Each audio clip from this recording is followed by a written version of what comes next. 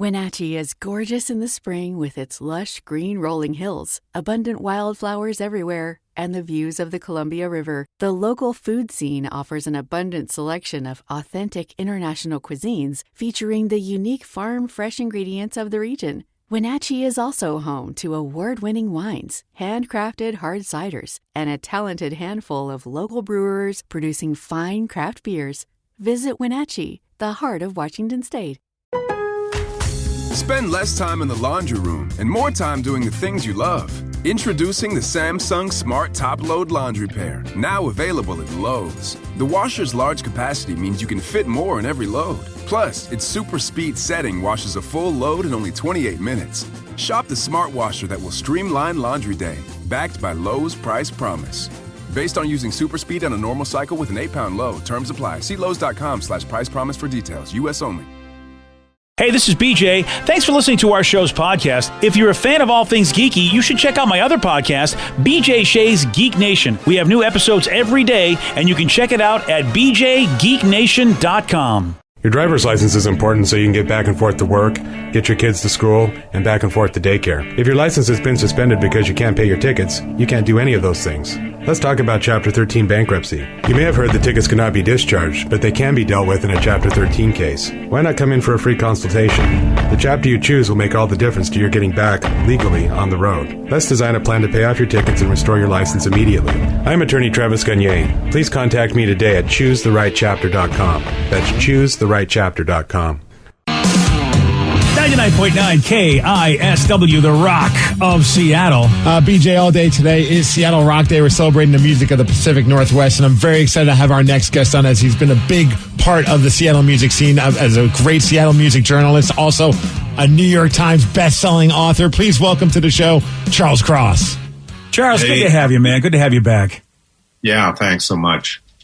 So, Charles, it's Seattle Rock Day. We also had the anniversary of Kurt's passing, and you, if anybody, you're somebody definitely that has so much experience with this entire scene. Obviously, you're writing a great book about Kurt, and editor of Rocket Magazine for so many years here in town. We would just like to hear what you have for the fondest memories, things that you remember about what really made Seattle Rock Day, which was the great music that happened here.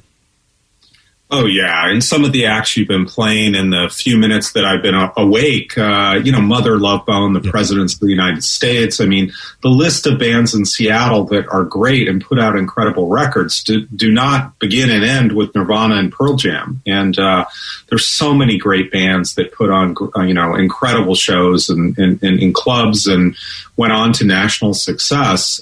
Seattle has a lot to be proud about. It starts with our man, Jimmy. He really is the sort of font of all of this. What that guy did, a kid that grew up in the Central District, unbelievably poor, and went on and changed the world pretty much forever. That's the story that really proves that Seattle is a special place. And then it goes from there.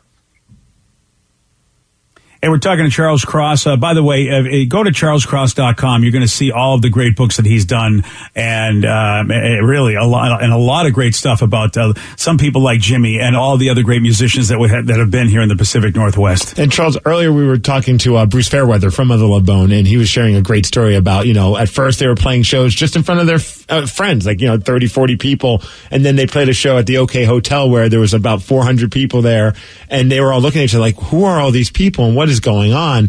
I mean, you've been a part of the Seattle music scene for so many years. Do you remember that moment as well as when it went from being, a scene of just peers showing support for each other, then all of a sudden there was all this attention that you're having people that you never even met, and you're like, oh crap, man, we're starting to blow up and things are getting kind of crazy here. It came later than everybody thinks. I mean, I do remember Mother Love Bone getting big, and Andy was really a sweet guy. He would come in the Rocket office all the time and want us to write about him, which is that didn't happen.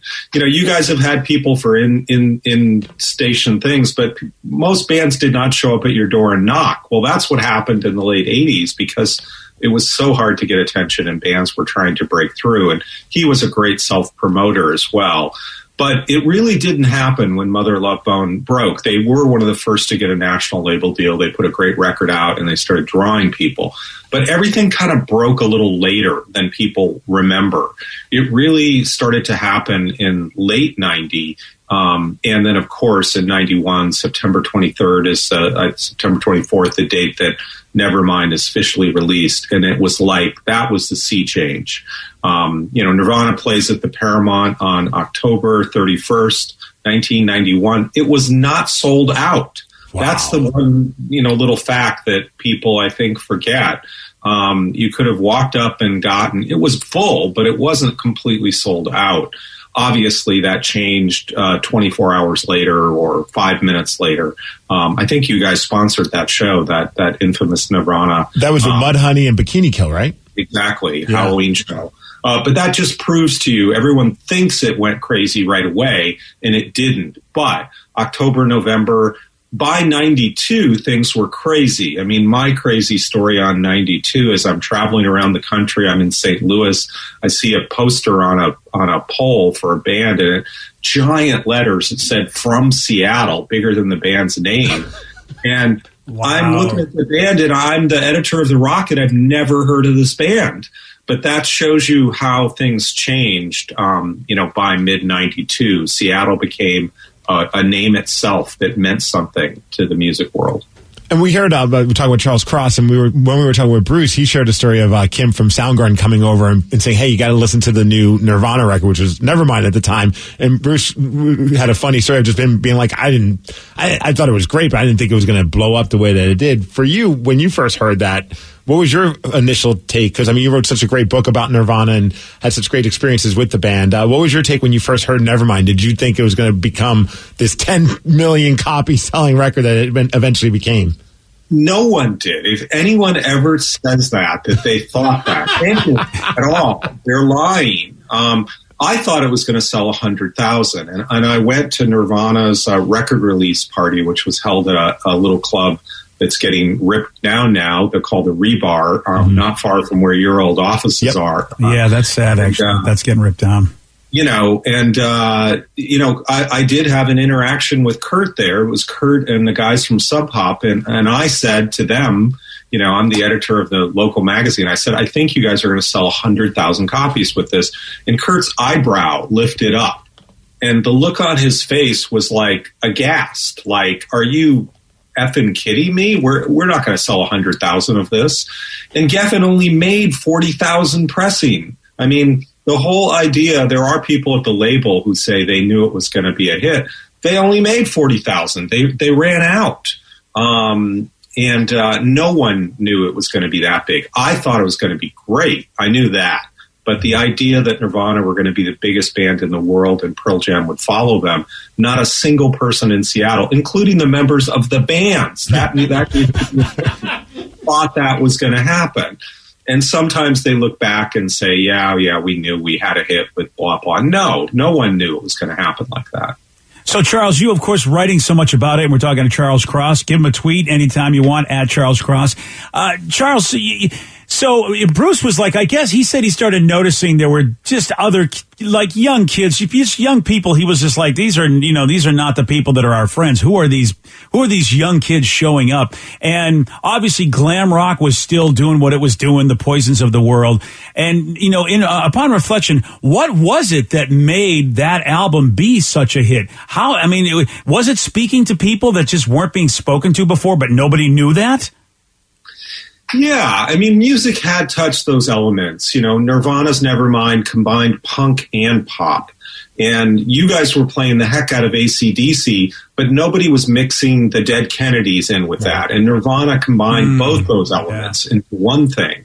And what other kind of music fan you are, whether you were a hard rock fan or you were an alternative fan, there's no denying they just simply wrote some great songs. And those songs transcend traditional music loyalties. Everybody loved Nevermind. Everybody loved it. And it became a record that when you went to anyone's house, you were certain to see that record. And I think it is important for people to remember that prior to Kurt's death, which sadly it was on this day 27 years ago when his body was discovered, so we first found out on April 8th, but prior to that, Nirvana were not as internationally huge, or he was an icon, but he wasn't a messiah. Some of those things changed with his early death. But there's still no denying that record. That record, no one can analyze it and say why it's good. It just simply is good. It transcends the attempt to even explain why Smells Like Teen Spirit is so great. All you need to do is listen to it. And if you don't like the first 10 seconds of that record, then you either don't have blood moving in your system, or you've never had sex in your life, or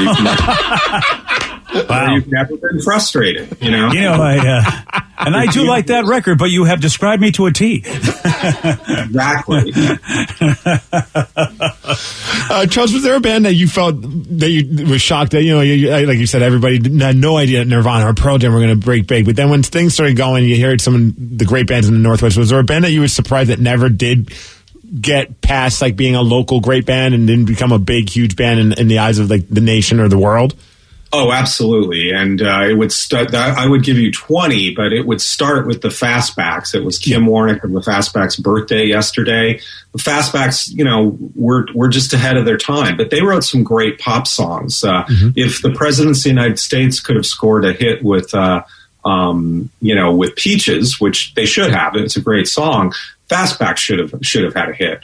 Mudhoney never became as big as anybody thought, and Mudhoney was the band that everybody thought was going to break out of Seattle in 1989. The Rocket hosted a show on the turning of the decade. I think you guys might have co-sponsored it, but it was at the Paramount, and we picked 9 bands that we thought were going to be big for the 90s.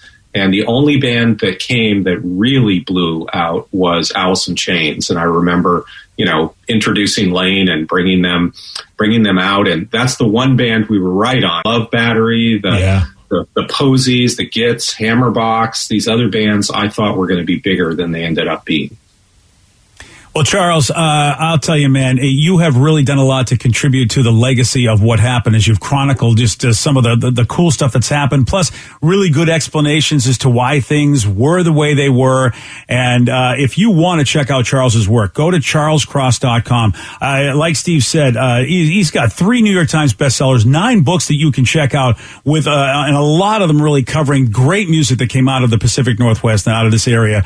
Charles, thank you so much for being with us today. Thank you so much, guys. And my website is actually Charles R. Cross with my middle name, and that's my Twitter. There it is. You know what? I'm reading it wrong. Thank you, Charles. Charles R. Cross. You're welcome. And thank you guys so much for playing this music. People forget that KSW also really helped launch this music. Without you guys, this didn't exist. It was awesome. We got a text from someone saying, I'm 29 years old. I never even heard of Mother Love Bone, and I'm loving what I'm hearing right now. So it's kind of cool that here we are in 2021 that someone just got exposed to the music of Mother Love Bone. There's some new Mother Love Bone coming out. I'll just say that. You're going to hear. Keep your eyes peeled. There'll be something else eventually here. Oh, really? Wow. Yeah. Like, you can't tease me like this, Charles. Wow. What the hell? That's amazing. There's a bunch of new stuff coming. A lot of bands. Wow, a lot of these bands people are mining the archives during coronavirus. There is new stuff to come out. That's very cool. That is awesome. Charles, thanks again and again. Go to charlesrcross.com. That's charlesrcross.com. And, check out his stuff. And you can also tweet him at Charles R. Cross. Charles, thanks again, man. Thank you, guys. Take care. Well, today is Seattle Rock Day, and we're going to chat with a guy that recently wrote a book about Pearl Jam called Not For You, Pearl Jam and the Present Tense. Ronan Givony is going to join us at 8:17 on Seattle Rock Day, and we got Nirvana for you right here on The Rock. BJ and Migs, mornings on The Rock, 99.9 KISW. Wenatchee is gorgeous in the spring with its lush green rolling hills, abundant wildflowers everywhere, and the views of the Columbia River. The local food scene offers an abundant selection of authentic international cuisines featuring the unique farm-fresh ingredients of the region. Wenatchee is also home to award-winning wines, handcrafted hard ciders, and a talented handful of local brewers producing fine craft beers. Visit Wenatchee, the heart of Washington State. Spend less time in the laundry room and more time doing the things you love. Introducing the Samsung Smart Top Load Laundry Pair, now available at Lowe's. The washer's large capacity means you can fit more in every load. Plus, its super speed setting washes a full load in only 28 minutes. Shop the smart washer that will streamline laundry day, backed by Lowe's Price Promise. Based on using super speed on a normal cycle with an 8-pound load. Terms apply. See Lowe's.com/price promise for details. U.S. only. $20 million, $19 million, $6 million. These are all awards recovered for clients of Phillips Law Firm. To win big, you have to fight big. And Phillips Law has been fighting the too big to fail insurance industry for decades. Not every case will have a multi-million-dollar outcome, but Phillips Law will fight just as hard to recover the outcome you deserve. If you or a loved one has been injured in a car accident or on the job, call or click today at 1-800-JUSTICE or visit justiceforyou.com. 99.9 KISW, The Rock of Seattle. BJ, all day today we're celebrating the music of the Pacific Northwest with Seattle Rock Day. We love hearing all the stories from the Rockaholics, especially if you're on social media. Use the hashtag Seattle Rock Day. That way we can see all the stories. We can get it trending and all that fun stuff. And I'm very excited to talk to our next guest, BJ. He wrote a book called Not For You, Pearl Jam and the Present Tense. And here is our guest, Ronan Givony. Ronan, welcome to the show, sir. Great to be with you guys. Thanks for having me. Ronan, first off, I got to say, incorporating two of my favorite Pearl Jam songs in the title of your book. That's Not For You is such an underrated song. And Present Tense, in my opinion, is one of the greatest songs ever written. Thank you. Yeah, the title was one of the first things that came to me. And Not For You, I feel like just sums up quite a bit about the band in particular. So thanks for noticing that. Well, I love there's a part, I watched one of their shows, I think it was the home shows, or no, it was the show they just put on Nugs, where it was like, I think it was over in England, and Eddie changed the lyrics to where it says seats just two in the song Not For You, and obviously he's talking about him and his wife, but in the new version, or in the live version, he says seats just four, and I was like, oh, I bet that's because of his kids, and I thought that was just such a cool little, like, subtle throw-in of the change of lyrics.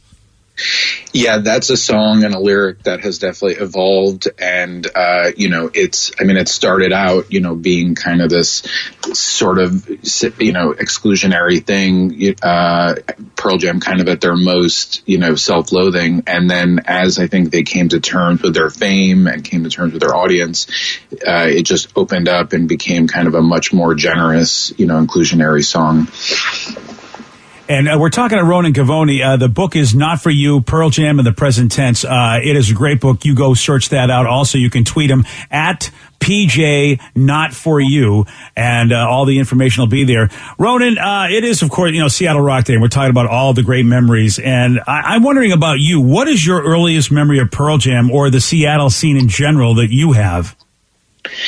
Yeah, I'm I guess a typical, child of the 90s. I grew up, in the early 90s. I was, 12, 13 years old. And as a teenager in South Florida, kind of glued to MTV, glued to the radio. MTV Unplugged, I think has to be the first memory I have of I think there were the videos for Alive and for Even Flow before that, but I think that was sort of the first moment that most of us got to see them just perform, and interact as a band. And there's so many special moments from that show. I know the performance of Black from Unplugged is holds a lot of meaning for a lot of people. For me, Porch, which was the finale as broadcast, but was, sort of performed a little bit out of order in the original thing. Just the classic moment of, Jeff climbing up on the drum kit and Ed on the stool. And then, of course, pulling out the marker and writing Pro-Choice. I mean, as a 12, 13-year-old kid, I think it's just hard to overstate, how momentous that image was, and just what a, kind of moral role model, I think, Ed and his peers, people like Michael Stipe and obviously Kurt Cobain and Zach De La Rocha, we were kind of spoiled, and I don't think we even realized that, it was not always this way to have, figures of male rock authority and charisma, using their platform in that way. It's funny hearing you talk about that, because I remember that too. The performance of Porch is just on a whole other level for everything that you said. And also on top of that, that was like the moment where they said, hey, we're not this band that just plays our songs how you hear them on the record, because they just break down that song and jam off for a little bit. And when it all comes back together, it's like kind of sums up the magic of what Pearl Jam is live. Exactly. I mean, yeah, most of the other songs, they were stripped down and acoustic, but they were fairly faithful, I think, to the record. And Porch was the first song where, especially just the instrumental breakdown, I think most of us, just kind of kept watching that and being like, man, this is not a band that, is content to just kind of replicate, the sound. And I think for them, what was most amazing was it was kind of a tossed off thing. I think that for a long time, they were not that, proud or impressed of their own performance. They certainly could have, sold a few million copies of that, at any point in the 90s. And I think only recently, they put it up on Spotify and such. And it's just, I think that and obviously the Nirvana Unplugged, I think that even for people who, maybe it's been a while since they've listened to Pearl Jam, that is just a moment, I think, that is burned into a certain, generation's memory. We're talking to Ronan Gavoni, and the book is called Not For You, Pearl Jam in the Present Tense. And, of course, it is Seattle Rock Day. Ronan, basically, rock has always been about righting wrongs. And I guess that was something you saw when you saw these performances where they just were basically, they were fighting for social justice, which, of course, never gets old. That is always something that is so important in society. If the influential do somehow speak out and go, look, we got to make things right. And is that what spoke to you? Did you as a kid realize it just ain't right? And this was like maybe the first group, like you said, the first group of somebodies that finally spoke something that you felt was true? Well, to be quite candid, I think at being 12 or 13 years old, I'm not really sure I appreciated or understood the magnitude of the issues that they were, kind of bringing into public conversation, whether it was pro-choice politics with Porch Unplugged or, police brutality and Black Lives Matter, with a song like WMA on Versus. Yeah. I think that Pearl Jam, besides just, the quality of their music, they really, I think just taught a lot of us about a lot of things that, now it's, kind of second nature. But, it's important to remember that, I think a month or two after, they've performed Unplugged, there was a massive march of, 500,000 people in Washington, D.C., on behalf of abortion rights. There was a Supreme Court case named, Planned Parenthood versus Casey. And this was kind of my point in trying to write the book was that, Pearl Jam, I think they were never really in a rush to kind of call attention to themselves, but they were really in the thick of this cultural moment. And on so many matters, obviously, the war in Iraq and George W. Bush is something everybody knows about. But I think even as early as 1995, when you see, something like Self-Pollution Radio, which I think is just one of their highlights as a band, Ed is talking in his monologue about Newt Gingrich. He's talking about the Republican, revolution in Congress. And the overtones in, just the last couple of years with our own country and what happened in January, it's uncanny. I think that they were really, just prophetic in a way that I'm not sure that they even knew themselves at the time. And again, that was just my point in kind of writing about them from that angle is less that, that was what stood out to me, but that, from listening to a band for 20 or 30 years, it's just kind of an education in itself. Well, Ronan, man, I do appreciate you and what you've done for the Seattle rock scene by writing such a great book about Pearl Jam and also your love for everything that's come out of here on Seattle Rock Day. It's been great to have you on. Again, check out his book. It's called Not For You, Pearl Jam in the Present Tense. Ronan Gavoni. You can tweet him at PJ Not For You to check that out. Go to RonanGavoni.com. Ronan, thanks so much for joining us. I appreciate it. Thanks again for having me, guys. It's been an honor. It is Seattle Rock Day, and of course, a lot of great stories are coming from you at 206-421-ROCK. Text us at 77999, and I think we got one from Josh on Whidbey Island. Josh, you are on the Rock. Morning, gentlemen. Morning, Josh. What you got? What's a memory you want to share with us, man? So, back in late '93, Pearl Jam coming home for their Versus album tour. Right place, right time. Put my foot on the rail. Tried to leap up on the stage. Got 2 guards holding my legs, and a hand comes down and says, "Hey, everybody, this guy wants up on stage." And Mr. Eddie Vedder pulls me up. Whoa! And, yeah. Man. Ends up pulling me up. Starts dressing me in a bunch of stuff, clothes that people have thrown up on stage. What? Is that like a bra and stuff?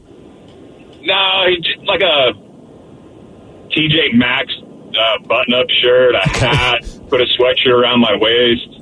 That's awesome.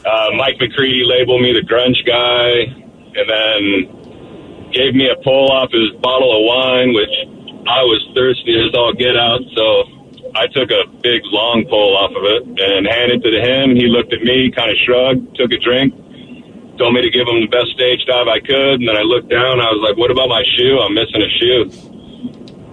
And so he goes, hey, everybody, this guy lost his shoe. Asked me what size I wore, and I said 10.5. He asked the crowd for a shoe, and about 50 shoes fly up on stage. No. Of course. So he helps put one on, and then, tells me to give him the best stage dive I can. They break out. I jump off one of the monitors, and they break out into the song Porch. Oh, Damn. what a cool moment. Wow. One of the greatest memories I have. I just love all the fans like, you need a shoe? I've got shoes. Here you go. Yeah, my brother was in the crowd, and he was wearing a pair of shoes I had, and he was like, oh, I should throw a shoe up. He had it in his hand. He said I'd recognize it, and didn't have the chance, but... Yeah. I love the fact that you still can remember that. That's the beauty. The beauty of that is that you do remember that, which means you didn't go too hard. Well, the 3 or 4 Mickey's 22 ounces, I don't remember too much but that. It's great that your mind was like, okay, we're going to forget a lot tonight, but we're not going to forget this. I just love a bunch of people are leaving that show without their shoes. Yeah. I know, man. Yeah. I mean, a lot of people having a good time, Steve. Like, I love Pearl Jam, and I'm all for supporting the fans that are up on stage, but you sure as hell I'm not getting my shoe. I don't even care about the same size. Like, no. Yeah. No, that's a good point. Yeah, there's a lot of things. You can have my wine, but you're not getting my shoes. Yesterday, Steve, he did get this one wrong. What 73 Michael Crichton film was turned into a 2016 HBO TV series? Shameless? No. Jack Reacher? No. Tom Clancy? No. The East Siberian Jack Sea. Ryan? No. Sorry, buddy. You were way off. It was Westworld. I wasn't even close. Yeah. You want a shot at beating Steve? You got it. 206-421-ROCK. We'll be playing Beat Migs at 8:47. And today is Seattle Rock Day, and we were talking a lot about these guys. So how about some Pearl Jam on the Rock? Today's podcast was brought to you by Travis Gagne, bankruptcy attorney. He's here right now and has agreed to answer more of your questions about bankruptcy. Here's a question from a listener. My house is currently in foreclosure. I've stopped making payments. What can I do to save my house? If you're already in foreclosure behind on your mortgage, you can stop the foreclosure by filing a bankruptcy. There's different types of bankruptcy. Chapter 13 can help you catch up on your house payments if you're behind. It would mean that you'd have to start making your house payments again and catch up on the amount that you're behind over 5 years. You could also take off or strip off your second mortgage, which would help you to reduce your housing payment every month, especially once you're done with the plan and done catching up on your first mortgage.